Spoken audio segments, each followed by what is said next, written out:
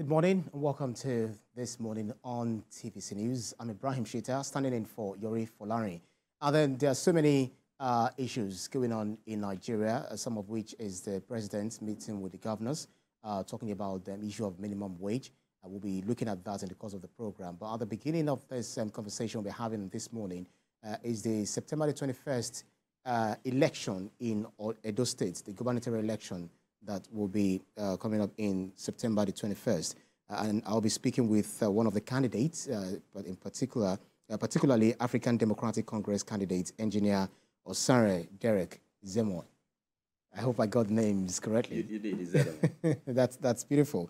So, you know, it's a beautiful thing to know that we'll be looking at 21st of September. But then before we carry on, let me inform our audience that we have a live program that will be broadcast now, and then our program this morning will definitely be on other platforms. And this program is all about the town hall meeting of Presidential Enabling Business Environment Council, which is hosted by Vice President Kashim Shettima.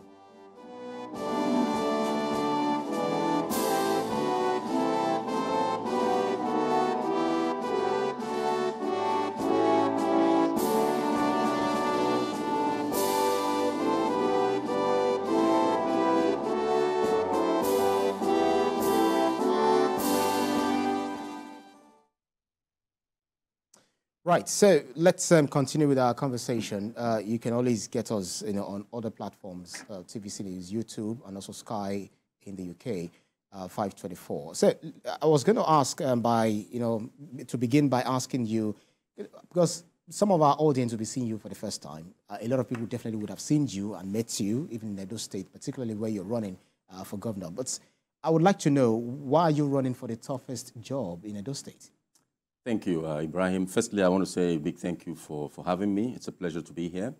Quite simply, why I'm running for government, to be the governor of Edo State, is to put an end to what we've seen, or what I class as predatory government, that has for far too long been feasting on the commonwealth of the people and not allowing that to trickle down. So we're here to put a voice into the race, to challenge that status quo and stop all the leakages, all the wastages, and transfer all that waste into where it should be, into development for our people, and change the game for our state. So are you saying over the years that Edo State has not been governed well by previous administrations? Because we used to have the APC, currently the PDP is ruling, and previous administrations actually governed Edo State. So what exactly is the point you're trying to make? Yeah, I think I would say we have been particularly shortchanged. We've been given a bad hand over the years.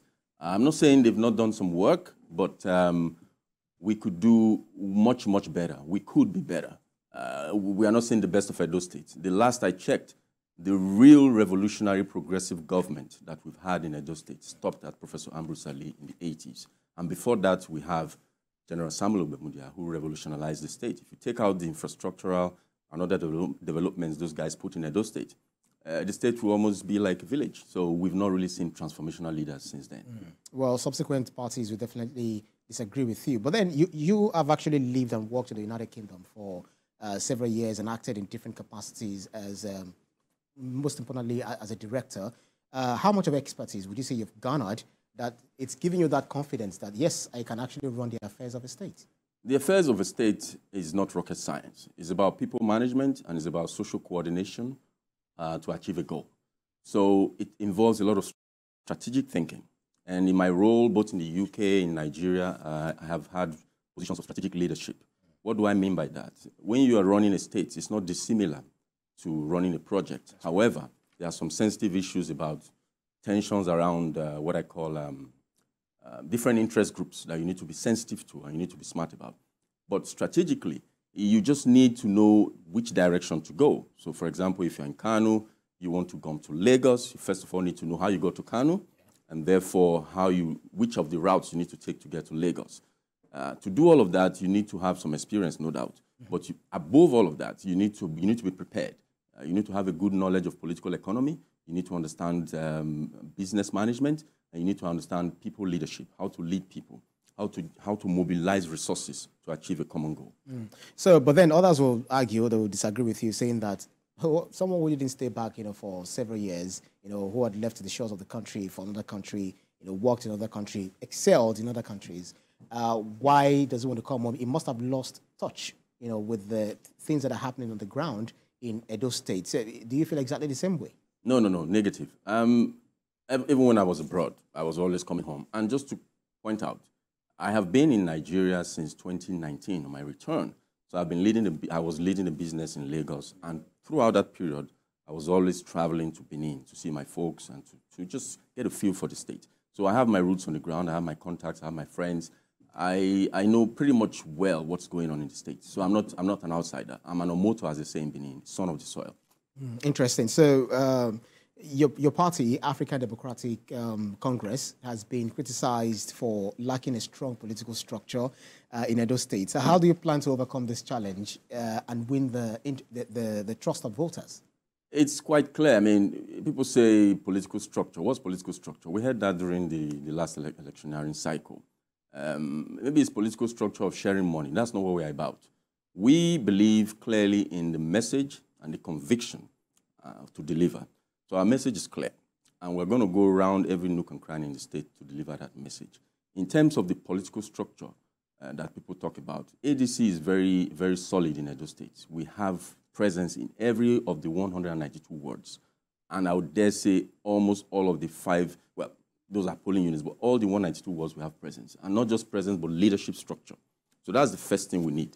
And in terms of mobilization, they are ready to do the job. So I have no doubt whatsoever that we can get our message across to the people. Of course, we may not be like the big parties with their billboards everywhere, but the message we are going to pass across is going to be door to door, and the people will hear it. And the people will hear it. What matters most, because September 21st is just a few months away, and the question people will be asking is, how much of contact have you made with the people? Are they even seeing you? Are they hearing from you? Are they, seeing what you're promising them? Do you touch base with them, just to, so to speak? Yes, we may not be as loud as some of the parties, but we are doing our own form of community organizing under the ground, talking to people, personal touch. I've been to mechanic workshops, I've been to bus stations, I've been to people's houses, I've been to villages up north in Edo Central, and we're just passing the word little by little in a very clear, connecting, personal way. Something different. We're not running the traditional type of politics. I think the day of the polls will tell that story. How are they receiving you? Very well. See, when you go around Edo State, you can see clearly that people are tired of more of the same. They want something fresh. They are tired of the PDP, the APC, and even the, what they call the fake obedience. Excuse me, but people are tired of all these old parties. They want fresh people, fresh thinking, fresh ideas. Because if you look 30 years back, or 25 years since the last dispensation of democracy, the Fourth Republic, where's the transformational change? It's not there in Edo State. It's not there. It's all about political elites, wheeler, dealer, money bags, and godfathers, and sharing the spoils of governance. And it doesn't trickle down to the people. So we are saying enough of that. If we have to move Edo State from a largely agrarian society to a very medium-scale advanced society, and thereafter to an advanced society, we need to put in the hard work. We need to do a U-turn. We need to say, stop, let's plan, let's have a veritable industrial policy, let's have a veritable development plan that we can follow and have good leadership on top of it to make sure everything is done properly. Are you saying that the current administration has not delivered the good dividends of democracy to the people?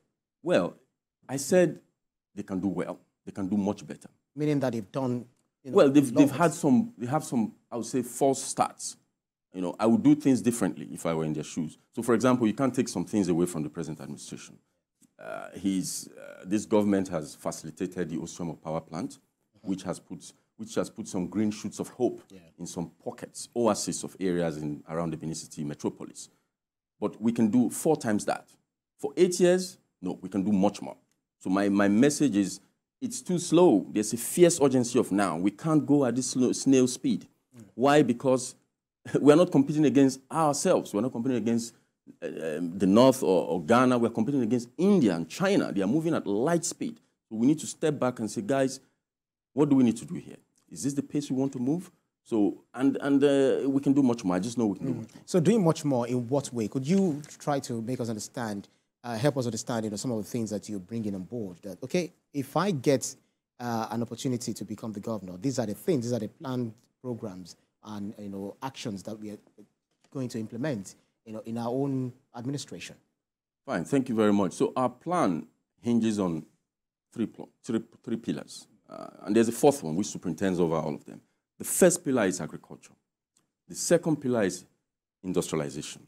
And the third one is infrastructure, which connects the industries and the farms. So if you want to be an efficient farmer, you have to have the right type of infrastructure, be it irrigation, be it farm roads, from the farm gates to the factories.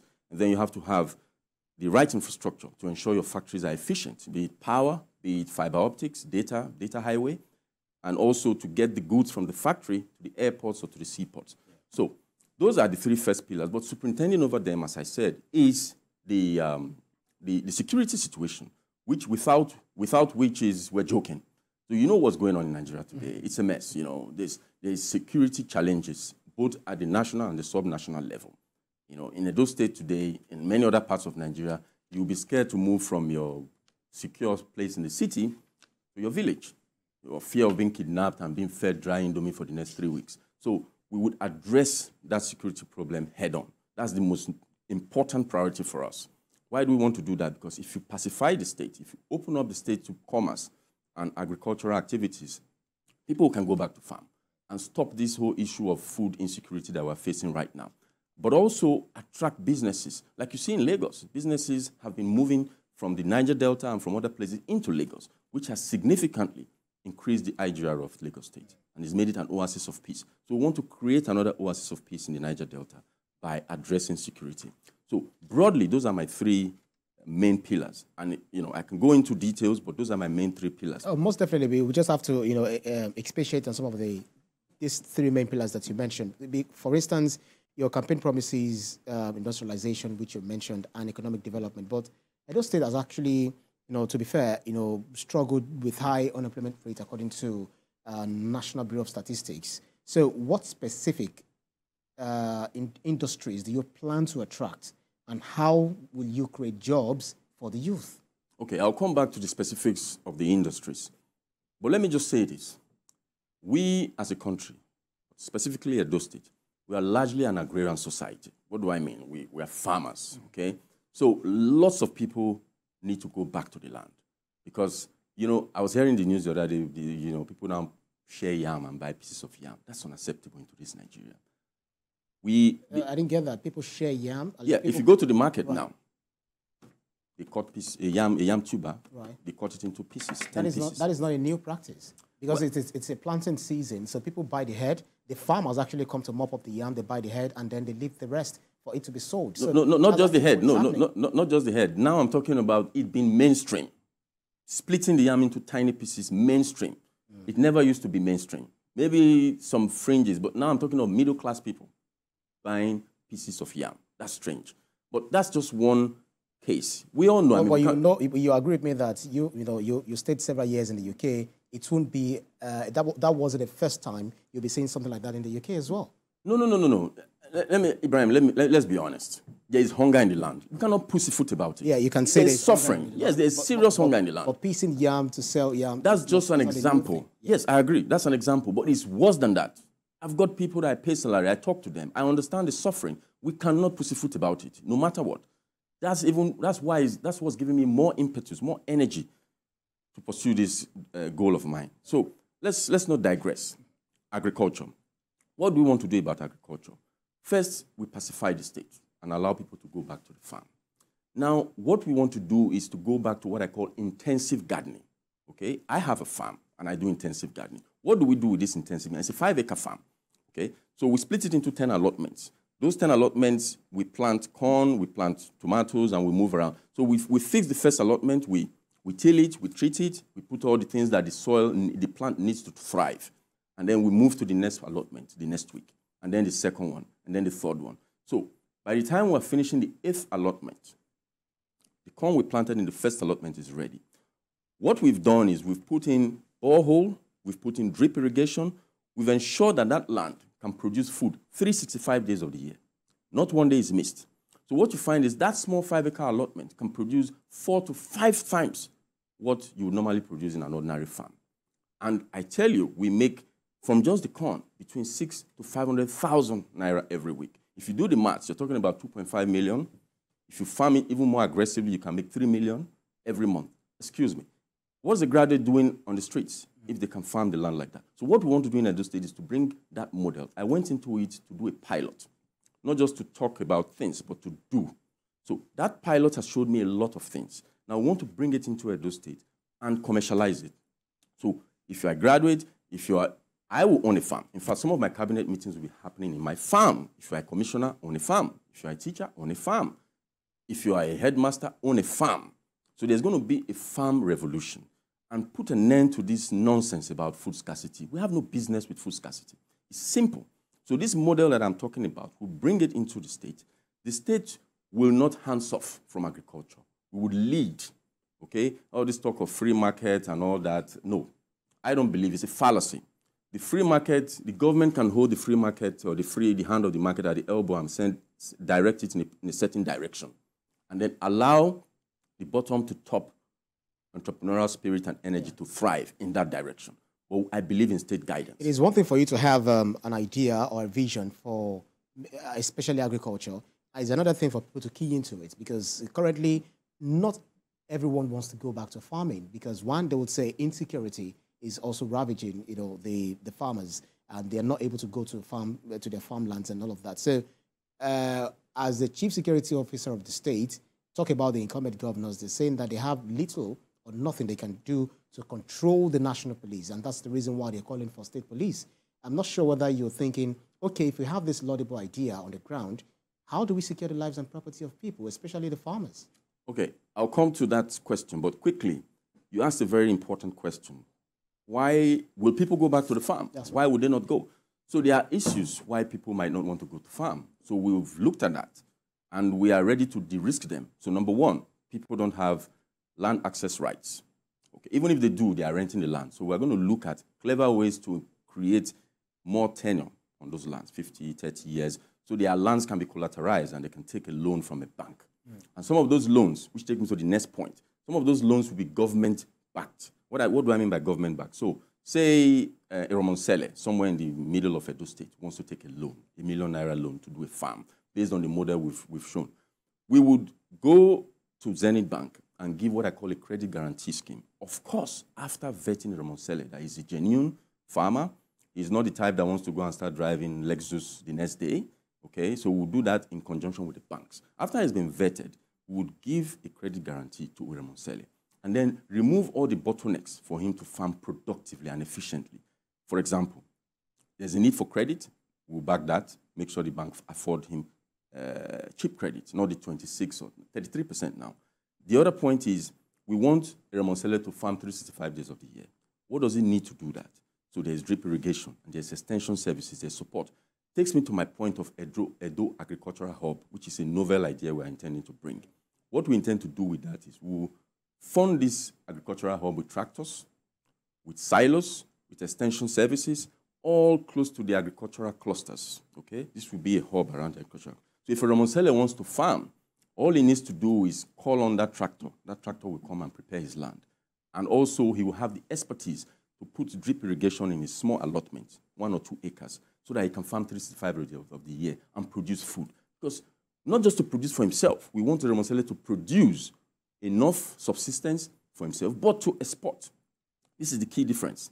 What we are saying in some parts of Edo State today is not commercial farming. We want to move to commercialization of farms so that we can export. I tell you a story. I went to the UK some time ago, recently. I went to buy sweet corn in the market. And when I bought that sweet corn, 1 kilogram of sweet corn, 2 packs, 500 grams each. Guess what? It was £5.79. You know, I did the maths. Let's say we rounded up to about £6. At the time, it was about 12,000 naira. In my farm, off peak, we sell corn 900 naira. During peak, when there's a lot of corn, 700. If you go to the hinterlands in Edo State, you buy it 500 naira. So you can see from 500 naira to 12,000 naira, there's a lot of value to be had. So what we want to do is to look at the third bottleneck around farming, which is handling the foodstuff from the farm gate to the market. So we're going to create a cold chain and even become a buyer of last resort. So Iromonsele, when your corn is ready, Don't worry about who's going to buy it. We'll create the market for you. We'll take it at your farm gate, okay? Move it to Igwebe, where we'll have our agricultural processing hub there, and package this sweet corn and fly it out. Because the corn I was talking about in the UK, it was produced 2 days before the day I picked it up, and the expiry date was a couple of days afterwards. What does that tell me? It means that corn flew, because it was from Senegal, product of Senegal. It flew from Senegal to the UK in 24 hours. Look at that. So we can do that in Edo State. And this will be a pilot so that other states in Nigeria can say, look, we don't need to wait for allocation to come from Abuja. Gone are the days. And we don't need to look up to the sky waiting for rain like our fathers have been doing for millennia. We can sink a borehole. We can do farm clusters close to water bodies, rivers, and move this water to irrigate our land. So what I'm trying to say is that we need to think of innovative ways to create value. And talking about innovative ways to create value, do you also think of the value-added, the value chain, talk about the value-added advantage of farming? For instance, it's not enough for you to cultivate and then harvest. What happens to these crops? Do you also think of, what's that word actually called? You know, when you turn cassava to starch, you turn cassava to, you know, all of the byproducts, you know, things that you can get from there. Do you think about them? Yeah, absolutely. So that's why I love farming. You know, there's something about farming, the relationship between farming and industrialization. A lot of people think farm spurs industrialization, but it's counterintuitive. It's not the case. The real story is that when you put an industrial hub close to a farm settlement, it spurs agriculture. It makes agriculture. It makes people take up agriculture more. Okay. So, for example, if you put, say, a cashew processing factory somewhere in Edo State, Edo North. By the way, we have some of the best cashew nuts across West Africa. Okay. If you put a plant there, I'll give you an example. I have a friend somewhere in Ekbe who has a cashew factory. I've been there. I was marveled. He's employed by 110 people. 80% of them are women. So I went to do my own research in China to understand how much will it cost to set up such a factory in Edo State. And if you marvel, is the cost of two LX600 2023 model that our senators are driving today. Two of that. We set up this factory to process 10,000 tons of raw cashew and give you 2.5 tons of processed cashew.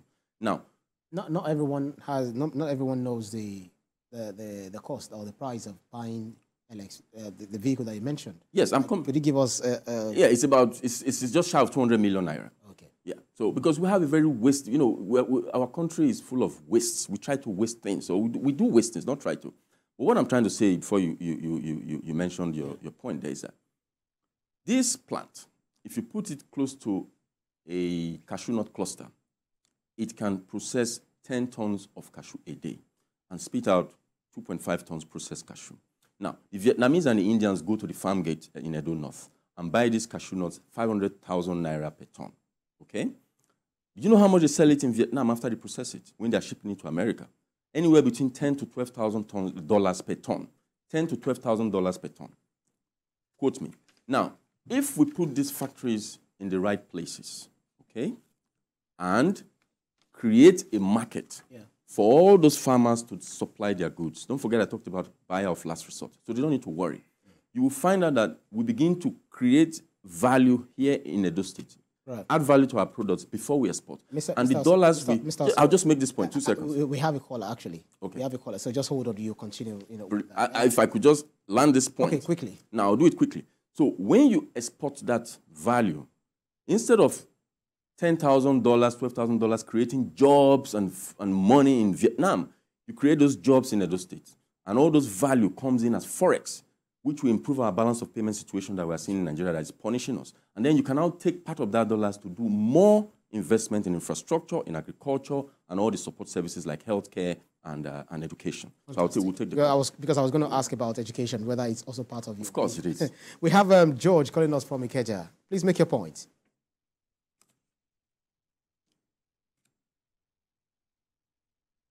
George, are you there? Yeah, carry on. Yeah. Okay. Ibrahim, when I see bright brains like the one before you, I wonder how things can work out for our country like this, because they cannot find their way to the center of governance because of the impeding structure. hearing this young man speak, I don't imagine if he were to be the commissioner of agriculture in Edo State. But I looked at his party. That party doesn't have the structure to win the governorship election in Edo State as it stands today, if we want to speak the truth. I want to ask him, is it not possible for him to team up with the major opposition party in that state right now so as to wrestle power from this inept system that is in place in Edo State? If he were to be, if you ask me, I would say let him team up with probably the APC candidate is the major opposition candidate there now. And if they are to take power from the PDP, it will be the major opposition party. Why can't he and his party team up with APC to take power? I want to see a man like this in the government of Edo State. Right. What does he think? Thank you.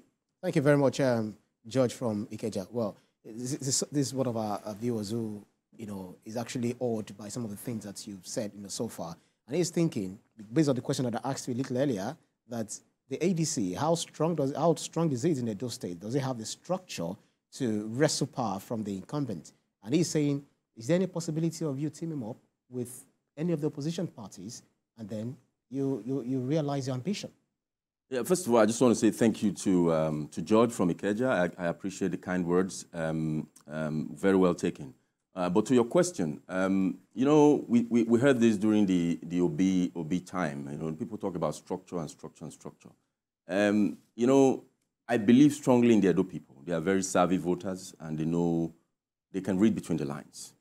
If there's any state that you want to come out as a so-called small party, it is Edo State. So I have no doubt whatsoever that when the Edo people hear our message, they would hack in, they would listen to it, and they will do the right thing. So those big parties that have the structure, they are the very problem.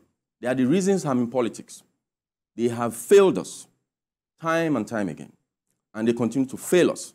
So we are in politics to tell them, stop, enough. In Edo State, in Benin City, there's something called Igiogbe, which is the family house, okay? That family house is where your ancestors are. I use the analogy because it's very vivid. Yeah. So these big parties are the senior brothers in the house who should inherit the property. They've been selling our birthright. Now they want to sell the very place our ancestors are buried. So we are saying, no, stop it. We can't continue like this. If we have to be Singapore, if we have to be Japan, we have to think differently. So those big parties, no. They've not done anything. They will stay in our white garment. We are here to challenge that system and change the game. Unfortunately, because of our time, we need to end this conversation. But very quickly, I would like to ask, we know this issue of godfatherism and all of that. That was what helped the current administration, saying that they don't want godfatherism and all of that. Do you have someone who is also bankrolling you? Absolutely not. I make bold to say, look at me. I am not beholden of any godfather. Every penny I'm spending on this election or in this election is either my personal money, family, friends, relatives.